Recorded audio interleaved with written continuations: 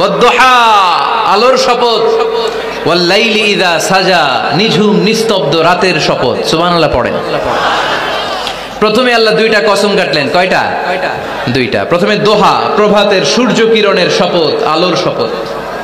এরপরে অন্ধকারের শপথ কাটলেন।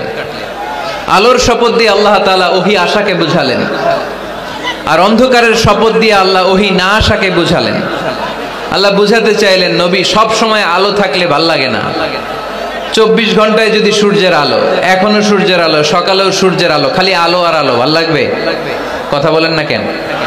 আবার 24 ঘন্টায় ঘুটঘুটে অন্ধকার, কোনো আলো টালো নাই, ভাল লাগবে? তার মানে জীবন চালাতে আলোরও দরকার, অন্ধকারেরও দরকার। বিশ্বনবীরে বুঝাতে চাইলেন, নবী ওহী আসা যেমনি দরকার, মাঝে মাঝে ওহী বন্ধ রেখে আপনার একটু বিশ্রাম দেওয়া দরকার। সুবহানাল্লাহ পড়েন। সরকারি চাকরি যারা করেন, সপ্তাহে কয়দিন জব করেন? জোরে বলেন। 5 দিন। বাকি 2 দিন কি করেন? বিশ্রাম নেন, ছুটিতে থাকেন। 7 দিনে যদি কাজ করা লাগতো, ভাল লাগতো?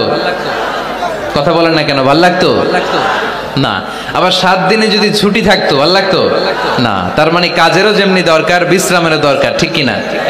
আল্লাহ বুঝাতে চাইলেন, নবী কাফেরদের কথায় কান দিবেন না। ওরা বলে আমি আপনারে ভুলে গিয়েছি। না না, কশিন কালেও না। আমি আপনারে কেমন করে ভুলে যাই? আপনি আমার বন্ধু।